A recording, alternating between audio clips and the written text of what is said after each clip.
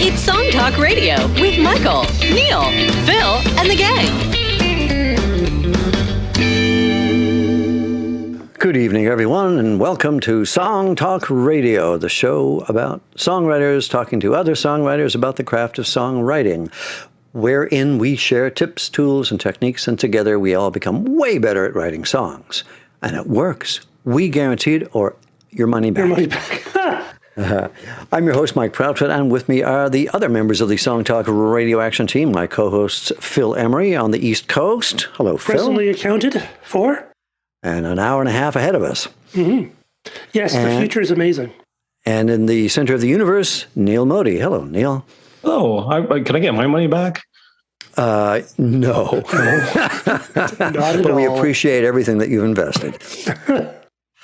During this show, please feel free to send your comments and questions to @SongTalkRadio on Twitter, Facebook, or Instagram, or you could email us at feedback@songtalk.ca, and we will share your comments with the rest of the audience. And you can visit us at songtalk.ca to find out how you might be a guest on the show. Tonight, before we get into it, we have a few little items of interest. Some former guests and friends of the show have been doing interesting and fun stuff. Our good friend and sometimes guest and sometimes guest co-host, Frank Horvat, had the honor of having one of his compositions included in the 2022 piano syllabus of the Royal Conservatory of Music for this year. So that's pretty special. Cool. Congrats, Frank.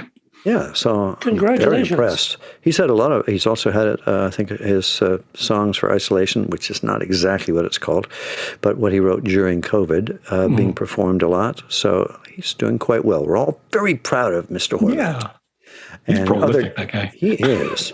It's like he's a professional musician or something. You think, eh? Also, another guest, let me see, Neel, you had someone else, right? Yeah, so the our guest from a while back, it was still during the pandemic, Kirk Diamond, who's a Brampton-based reggae artist, is currently nominated for the 2022 Reggae Recording of the Year for the Junos for his song Too Rough with Finn. So congratulations to Kirk Diamond. He's won Junos before. In the past, so he's up again, and we wish him good luck. So he knows what way is up. Excellent. Yeah, that was great. He was a great guest. He was a really cool guest. I definitely recommend checking out that episode. And to be honest, our one and only reggae artist that we've had on the show. Is that right, Phil? We've had a couple, but we haven't had many. A couple? Okay. I remember maybe not as many as I'd like, but definitely. We'd like more. Yeah. And we have other guest news, right, Phil? Yes. Going way back into the beginning of the show, we had an amazing guest on. Her name was Lauren Taggart. And she was youngish at the time, and she performed live. You can actually find the performance of her song on our channel, and we'll link to that in the show notes. Yeah, on YouTube. And it was incredible. It was like having Nora Jones in the room. I just remember it was an incredible experience. And she's an incredible talent. And she actually has been doing an amazing show. She was hired to do Heroes, Bowie, Berlin, 1976 to 1980. It's kind of a tribute to Bowie's Berlin period. And I believe it covers, Heroes, Lodger, and Low, and those three albums. And Lauren's been performing and going on tour with them. And I think they're going over to Europe quite soon. Wow. And just an amazing stuff. She has an amazing voice, an amazing presence, and the songs were just awesome. Yeah, immaculate. And she did come visit us again after the pandemic last year, I think. Yeah, and just an amazing talent. And even when she started, she was so advanced in her songwriting. The way she approached it, the way she could analyze her songs, and just an incredible talent. So definitely keep an eye on Lauren Taggart, and congratulations. And those are my favorite Bowie albums, actually, I think. So mine too. I do like Scary Monsters too. That's Scary Monsters is pretty awesome, actually. And The Next Day, his second last album, that's pretty fantastic. Anyway, well, yeah. Now and then there was that one. Yeah. But yeah, look out for Lauren Taggart. Is she done touring here, Canada, or is there any more dates left? I think that was it, as far as I know. But while you're doing your bit, I will see what I can find. Okay, yeah. So we'll post other concerts that were great that are over for you later. Well, you should have been one more bit of news for especially for professional truck drivers out there. Destroyer, who are touring the States right now, they are stranded somewhere, Carborough, North Carolina, after firing their driver. Apparently, their driver crashed their bus twice, and they found out that he only had 3 days worth of experience. So he's been canned. And they now need a new driver, though probably by the time we post this show, either they'll have found one or they've gone home, or else they're just doing their entire tour in Carborough, North Carolina. So you have to go there to see them. Which band was this? Destroyer? Destroyer. Yeah, Dan Bejar, who used to be in New Pornographers, I think. Okay. Yeah, he's also kind of Bowie-esque.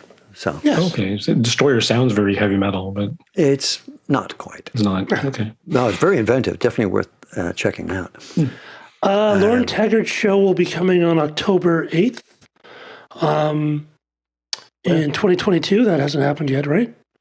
Correct. You're not that far in the future, Phil. This COVID thing changes everything. That's true. Which way does the calendar go these days? Forward or backwards? That'll be in Ottawa. Okay. And then later on in that month, they'll be in Montreal. And then in November, they'll be in Berlin. Oh. Any there's no Toronto date? Apparently not. Lots of stuff in France, Switzerland, Belgium. No. You may be closer to that than we are. True. Exactly. Just a hop over the pond, right? Oh, yeah. London is closer to St. John's than Toronto is, I think. Seems that way. Definitely Vancouver. Definitely closer. All right. So let's get on with our show, shall we? And this is what we're doing tonight. Tonight, we finally are doing our first episode of the 2022 Song Talk Challenge. Last year, the challenge was to create a song with a chord progression that never changes. This year, the challenge was to write a song from a title. And we got a lot of suggestions from our listeners, and we settled on Why Do You Cry? That seemed to be a pretty evocative title. And so the plan is that each of us hosts will write a song based on that and then present it on the show. And then subsequent to that, and we're encouraging our listeners, you guys and gals, to send in your challenge response to Why Do You Cry? And we'll play that on a later show. Tonight, we're just going to do Neel's, and we'll go through the whole process and the maybe the choices he made, and then backtracked and all that, and maybe play a version that didn't quite work for him, and then the final song. So, Neel, the challenge was write a song based on the title, Why Do You Cry? How did that work for you? So, when I heard the title, I thought, okay, that's pretty interesting, and obviously it's got a lot of potential with that title. And when I was thinking earlier today about how I was going to talk about this on the show tonight, I had a bit of a revelation. And the revelation was that I think I've been lying to myself over the past 5 years, and to everyone else. I've been lying about my songwriting process, because over the last 5 years, I've been saying that I write from titles. I always write from a title. And that's a good way for me to start a song. And here I was with a title. But the way that I was lying to myself over the last 5 years was that if I wrote from a title, I also had the concept. The title was always actually the second thing. The first thing was the idea and the concept behind the story. behind the lyric. And then the title would come, and then the title would give me an anchor to really pin the lyrics on. So here I was with a title and no concept. So after some rumination, I finally came upon the idea of Why Do You Cry might be in the context of an emotional discussion between two people, say, where someone is expressing that they feel sad, they feel depressed about whatever kind of circumstance, and the other person isn't really willing to acknowledge or accept that. And the question that comes up is, well, why do you cry? Like, why? Like, what's the big deal? You're not really depressed. You're not really. That's not. Your story you're telling me is nothing to be sad about. Like, what are you talking about, right? And that's the thing that in mental health advocates and things like that often express is that when you're listening to somebody's story, you need to be able to accept their feelings on what they're expressing, as opposed to denying them the experience that they're having. So that became sort of the anchoring conceptual idea behind it, and after that, actually, the lyric writing became fairly straightforward, and actually was borrowing a little bit from some of Chad Shank's workshops at his at-home songwriting meetup group that I've been attending, and he was talking a lot about how to write from sensory language, right, and really put in your, especially in your verses, about things that address the senses, what you see, what you hear, what you taste, what you feel. Physically, from a tactile sense, and those sort of things. So I tried to inject a little bit of that into the verses, and the chorus came out pretty easy as well. I actually sort of did some keyword searching on the internet about mental health and those sorts of issues, and sort of came up with found a couple of metaphor, simile type of things to give it a little more imagery to the lyric, and that was pretty much it. I did take it to the meetup, I think in February or March. January. Or was it January even? Yeah, okay, yeah, because I was there. Yeah. Okay, yeah, that's right. You were there, and I came away from the meetup with two pieces of valuable feedback. One that was explicit and one that was a little bit implicit. The explicit one was the key change into the chorus was a little jarring and kind of out there and a little bit distracting, and may want to revisit that. And the second one that was kind of implicit, that I really came with the feeling, no one said this, but I came away with the feeling that and maybe it was because of the musical craziness of the key change that distracted everyone from the lyric. And I felt like I needed to put a little bit more into the lyrics. So I actually wrote a third verse after that and put it sort of after the bridge, and made it sort of a quiet verse, like no, heavy rhythm and all that stuff. And that was pretty much it. And then, but as far as the key change into the chorus, that's where I really struggled, because I went through, I think, I mean, between the two files I'm going to play tonight, the first version is my original version with the key change into the chorus. That's sketch 2. Then I did a sketch 3, a sketch 4, a sketch 5, and finally my sketch 6 was the one that I ended up as my final version, because I wanted to do a little bit of a lift into the chorus. I wanted to make a bit of a key change. I tried going into 3 or 4 different keys, and none of them sort of landed with the same feeling that the first one did. I kept flipping back and forth. Can I interrupt for a second? What were the keys? What were the notes you were going? The chords you were going from? So in the verses are centered around E minor. Mm-hmm. And the chorus originally went to C sharp major, which is, if you look at the circle of fifths, like we talked about on the show a little while ago, it's like literally clear across, which even on that episode I was saying. So why did you choose that key, though? To be honest, I was writing for melody. I wrote the melody in the chorus first, and I was hitting a G sharp, and I'm like, what chord? And then what's the major chord that hits with a G sharp? C sharp major. And that's where I didn't even think about where it landed on the circle of fifths. It just sort of, my melody sort of led me there, and I didn't really question it until other people started saying, well, it was kind of like a little bit jarring. And then after that, I wanted to take that feedback seriously. So I tried, going into A major, and I tried going into B major, and then it was actually Chad. I was emailing back and forth with him and getting his advice on it. And he was like, well, what if you just go to the relative major? When you're in E minor in the verses, what if you just go to G major in the chorus? I'm like, okay. I mean, I could try that. That's not, that's perfectly valid thing to do. So I tried another version, going to G major, because in my brain, I kept thinking, I have to modulate. Going to G major, you're not really modulating. You're just going from the relative minor to the relative major, not a big shift. Mm-hmm.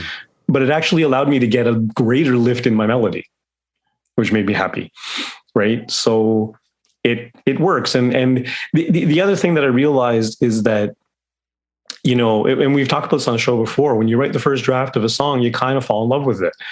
Right. And it's like, this is what I wrote. This is what came out naturally. This is what it should be. And you listen to it over and over and over again, you're recording, and you get used to hearing it that way. And then when you start doing things differently, they sound wrong.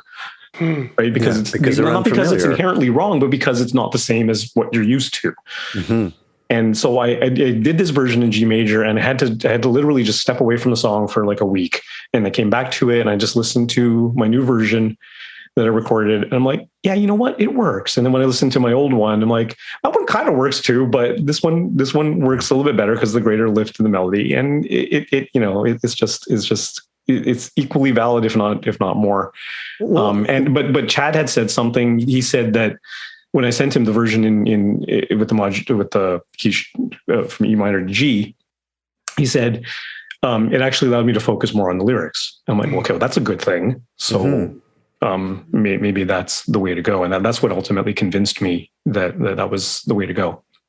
Well, let's take a listen to the first version with the kind of the odd key change, or the chord change. And then we'll talk a little bit more, and then we'll hear the full song where you landed. And this will be sketch 2. This is sketch 2. Yeah. All right. So this is the one going to the opposite side of the circle of fifths. Yeah, going clear across the circle. Yeah. All right.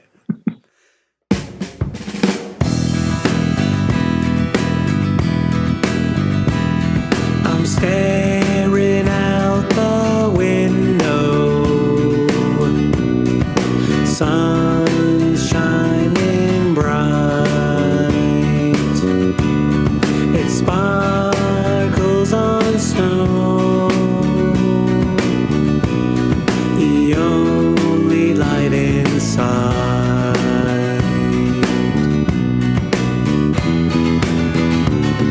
I know that you try, but it's hard to stand up when you're melting like ice. Still you say as I smile, why do you cry?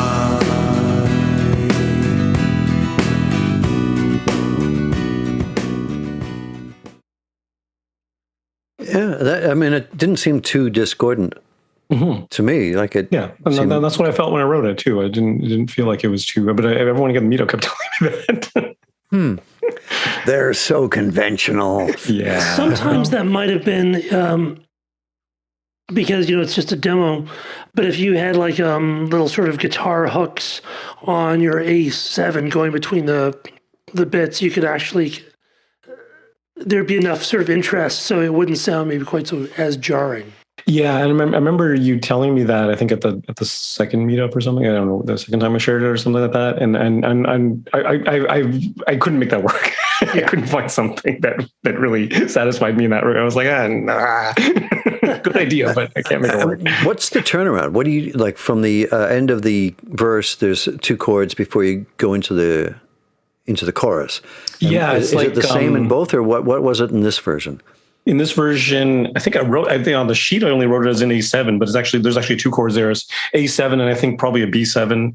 Okay. And then it goes up to the C sharp, right? So it's just kind of going up the scale. Right. Or maybe an E7, perhaps. I don't know. I think E7 is what you ended up with, right? On the final? For that turnaround?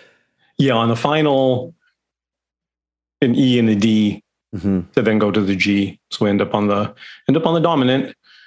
Now, if you're putting in like a transition like that, you're going from what you said, an A7 to B7 and then to a C sharp? Yeah, I think that was it. Doesn't that work though? Doesn't that sort of take you around the wheel? Well, and that was the idea. That was the way to bridge the transition, right? So because going from sort of soften a B minor to an A7, that works, doesn't it? Mm-hmm. Phil, your music guy, am I wrong about that? It can. It depends on how you handle it, and theoretically it works. Right. But it's, there's some stuff that works really fine when you just have like a voice and a guitar. And when you have just a voice and a guitar, or just a voice and a piano with not a lot of accompaniment, it may be a little bit tough to do that kind of a change. Right. But with other stuff that you might be able to do it with, when you listen to a modern production, there's like lots of leads and harmonies and guitar signatures throughout the piece. So, but if it's a good song, shouldn't it be able to stand alone with one voice and one instrument, or just a rhythm instrument? Depends on the genre of music, I think.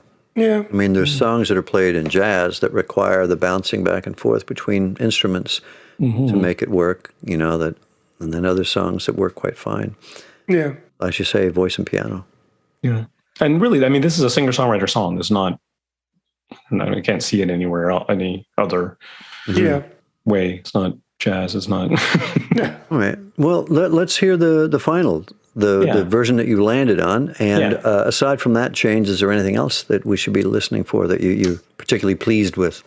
I'm pleased with the guitar solo that I wrote on my keyboard and performed on my keyboard. Other than that, I mean, additionally in this, there's a bridge. And of course, the bridge is lyrically stripped down, very, very simple. Literally 2 words in the bridge, and then a soft verse and a chorus out. So it's pretty conventional song in that regard. And and actually the interesting thing too is when I did these alternative versions of the chorus, I was very keen on keeping my melody shapes the same because I liked my melody. I feel like I said, I was driven by melody, and that's what led me to the key change in the first place. So I wanted to keep at least the general shape of the melody the same, the rhythm of it the same, and all that sort of stuff. And I still managed to do, my thing and borrowed a few chords in the chorus from different parts of the circle. Just as a sort of passage in the middle, and then bring back to the bass thing. So it's I still managed to get my quirky chord choices in there somewhere. All right. So this took a lot of work, though. Yeah. What's that? This took a lot of work. There was a lot of sketches and a lot of. Yeah, and I mean, I don't know. That's not unusual for me. I don't. Yeah, I often usually don't share anything, but until the final song, right? But I go through versions, and I do save, MP3s and stuff of earlier versions just to keep track of how things progressed. So it's always an interesting progression. Well, let's take a listen to the final version, and we'll talk a bit more about it. Sure.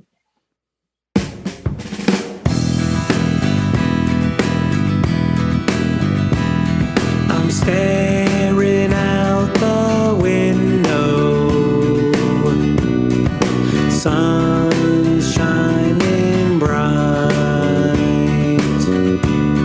It sparkles on snow. The only light inside.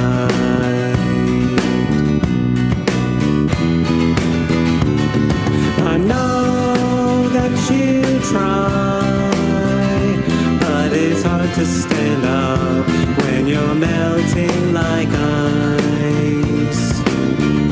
Still you say as I smile, why do you cry?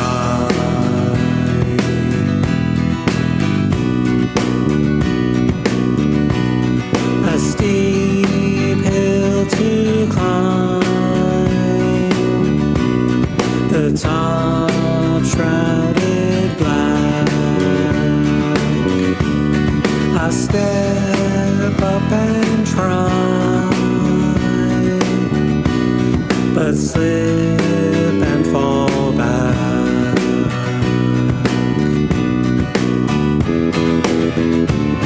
I know that you try, but it's hard to stand up when you're melting like ice. Still you say as I smile, why do you cry? Believe me, believe me, believe me.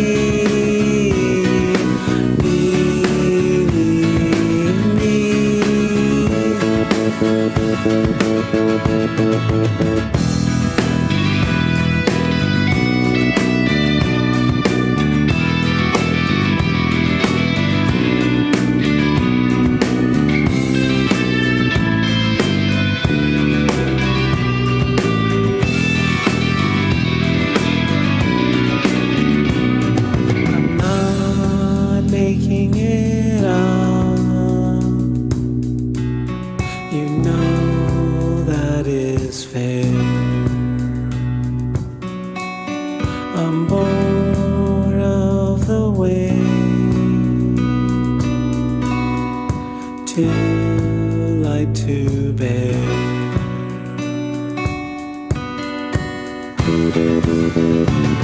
I know that you try, but it's hard to stand up when you're melting like ice. Still you say as I smile, why do you cry? Thank you, Neel. Thank you. The new change sounds either Beatlesque or Bowie-esque, that little turnaround. Very interesting. Very cool. When I hear the chorus, the second line, but it's hard to stand up when you melt, I keep hearing the melody go a different place than you go. I like that. That's my favorite part of the song, actually. They'll have to stand in some ways, it's my when favorite you're part of the song, melting like ice. Yeah. But you go somewhere else with it, like the change up the rhythm of the line or something like that. Mm-hmm. Yeah, and that line has been, and the rhythm of that line has been the same since the beginning, and the shape of that melody has been the same since the beginning. And in some ways, yeah, it is my favorite part of the song too, because it's a little bit unexpected, right? Mm-hmm. Phil, Did you ever try going from not going through the E and the D, but just going right to the G? Yeah, didn't like it. I think I might have, but I knew I needed some little bit of. Actually, now that I'm not making the key change, maybe that would have worked. But did you want the space there, or did you want the transition? I wanted the space. I mean, but that doesn't mean that it has to go through chord changes necessarily, I guess. Like you're saying, Phil, if you have some kind of a riff or something there, then that maybe changes it. But yeah. You think that would strengthen it? Like I feel like those two, the E7, the D7, kind of build the momentum into the chorus. I think sort of just the two chords like that sound a little bit bare. So it's, and I don't, because the two keys don't necessarily require that much of a journey. Yeah, true that. But I mean, if there was some kind of melody line or think about More Than a Feeling by Boston. The da da la da la da da da da da. That's got a whole sort of hook, and that's sort of that's what they always call the hook. That people go, will kind of. So that's actually a good spot to do that if you want to have it. Okay, something to consider there. Yeah, but something else, because it's a really interesting chord pattern. Yeah. But one of the great things about the new tools that we have is in most DAWs you can set up blocks, and then you can do different versions of your songs by like leaving certain blocks out or repeating blocks, and it's a real fast way of getting a sense of how different things work. And it's been really helpful for me because sometimes I'm going, I always do the verse, chorus, bridge, first chorus, end. And sometimes I've been going, is that too long? And a couple of times, I've used those tools to do a version of the song without the last verse, and it's fine. So you don't necessarily have. So it's just a way of being able to sort of like listen to it and just go, okay, does this work or does this not work? And sometimes actually playing a song, you're too much in it to be able to be objective, yeah. Yeah, that's the word. That's what I was talking about before. It is a hard thing, and you're right. I mean, we have those tools as well. I can do arrangements and do that. I have to separate that 2-bar thing as a separate section, and then I can jump over it. It's fine. I'd forgotten you could do that. I just did a re-edit of my song, and I copied it and went through and took out bits. I could have just done it through that arrangement manager. Well, because sometimes like you're not sure if it works or not, Yeah. And sometimes they're both sort of okay. Like one's not necessarily better than the other. You're just trying to figure out which one you like better. Yeah, it's very true. It's a very easy way to just test things really quickly. Like for this song, I never actually did a save as on the cakewalk session. I just started doing extra tracks of like muting the old ones and then re-recording that little bit and doing the key change, that key change. And I had like so many tracks that eventually it got too much. Like it was too confusing. Yeah. It's like, which version was that again? Jeez. Because that changed the bass line, that changed the everything changed. Right. So what are you doing with it now? We talked about one of the benefits or one of the ideals of doing the Song Talk Challenge is that you should really seek to adhere to the challenge. The restrictions of the challenge, because the challenge is what is the value of it, to push you into places where you might not normally go or not feel comfortable. But then once you've written the song, once you've done that, then you can go, okay, well, I like what this is, but I want to try something different to it. So where are you taking this song from now on? First off, let me say that the challenge, I mean, in the sense that I wouldn't have written a song necessarily about this topic had that title not been plopped in front of me. So there's that. It certainly there's nothing I would change that would take it outside of the parameters of the challenge, even though it's just the title. I'm not going to change the title.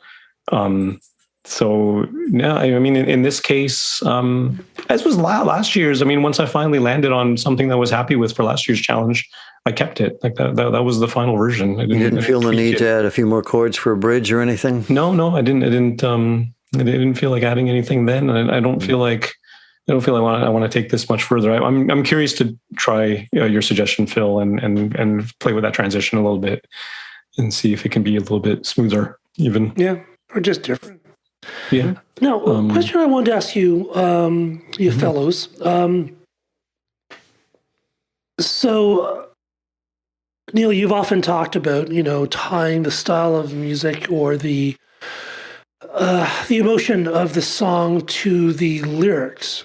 And so, Why Do You Cry in general seems like it would be sort of a downer kind of song. When you were working on your songs, was that something you sort of thought of beforehand? I was deliberate about making the music upbeat. and the melodies. The melodies kind of fall in between somewhere, but I mean, Bruce used to talk about this on the show. He called it lifting the curse, right? Where you've got a sad lyric and a sad idea, and you don't want to do that as like a dirge. Like you don't want to do it as a slow tempo, longing song, because it just gets too dark then, right? So I thought to myself, I mean, I can name a billion songs where the lyric is dark and the music is not, right? So to me, that's I mean, in a prosody sense, it's maybe a tension, a conflict, but I was very adamant about it's going to be up tempo, or at least a medium tempo, and it's not. I mean, I wanted the first verse starts out. I'm staring out the window, sun shining bright. It sparkles on snow. It sounds like it's it's a nice scene, but the final line of the chorus, the only light inside. That's where the melody pitches down. The only light inside, like it really goes down, and that was deliberate as well to sort of pitch that melody so it's not like an uplifting melody. It's actually something that pulls the listener into a darker space. And as well, at the end of the chorus, the why do you cry, like it's way down there, right? So that was a deliberate choice as well. So it has that element of it's upbeat and moving, but some of my melody shapes, I wanted them to make sure that they landed with that darker emotion attached to it, hopefully. Did you find that challenging when you have such kind of upbeat and major chords a lot of the time to sing against that, and also to just have a mood that went against the kind of the musical vibe? Yeah, I don't know if it was a challenge as much as it was just done with intention, right? I don't think I struggled with it. It was just like, this is what I want, and that's what I got, and that was kind of it. Okay. How about you, Michael? Have you been thinking about the tone of the music, whether or not to keep it sort of down and sad, or? For this particular challenge, not really, because first of all, I was just trying to get a good melody and trying to make it work with the chords, and I had a few scraps that I kept piecing together in different orders until I found something that was pleasing. But the lyrical content isn't as down as Neel's topic. So I didn't feel the need for that. Like I didn't run into that issue. But do you think if you did write a down lyric, you'd want more down music? Well, I used to spend a lot of time writing, minor chord songs, so I've always pushed against that. And the same thing with, I don't write too many negative lyrics either. I don't mind writing about negative subjects, but always trying to have a sense of humor about it, or a take on it that is a bit more, sanguine. But in this particular challenge, why do you cry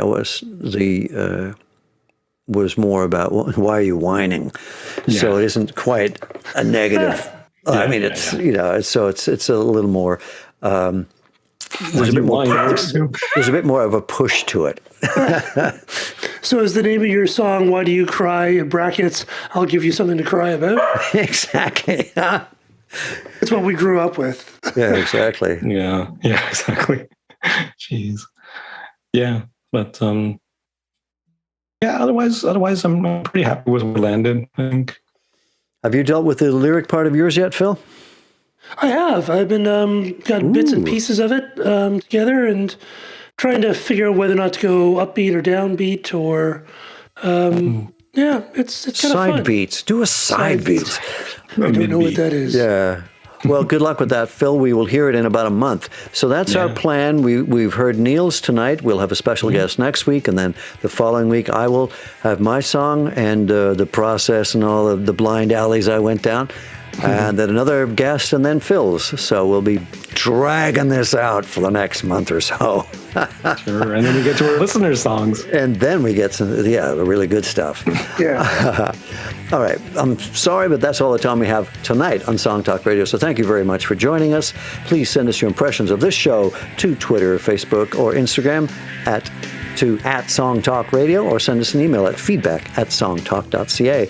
And also be sure to check out our YouTube channel for live performance videos, full episodes, us talking in little boxes, etc., etc., etc. And you can stop by the site, of course, at songtalk.ca. And be sure to subscribe to our YouTube channel. We need those subscriptions. Otherwise, we starve. Subscribe today to the Song Talk Radio podcast on Apple Podcasts, Google Play, Stitcher.com, Spotify, or Podcast Addict. And don't forget to sign up for our free newsletter at songtalk.ca. And you can find the links to all the products, books, and web services that we mentioned on Song Talk Radio also on our resources page at songtalk.ca. And please feel free to join us at our next Song Talk meetup. Next month, it's free to join on meetup.com, and it's free to attend the meetup. And people from around the world join. They bring their songs in, they play, they get feedback, and then they offer feedback on your song. It's a great kind of songwriter resource to have, and a lot of fun. So stop by songtalk.ca for the link to the meetup. If you want any more of us, you can find me at Proudfoot420 on Instagram. Neel, where might you be found on this media world? You might be found at neelmodi.com. Wonderful. And Phil, where might we find you? PhilEmery.ca. Perfect. And please stop by the website at songtalk.ca to browse past shows and find out how you might be a guest. And please keep on writing. We want to hear what you got. Good night. Good night, everyone. So long.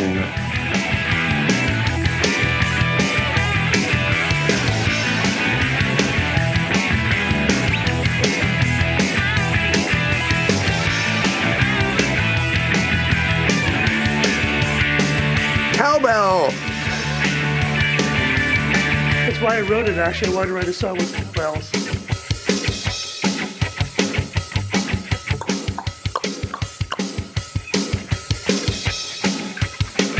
I realized I'd never written a song with a cowbell, so I thought it was time.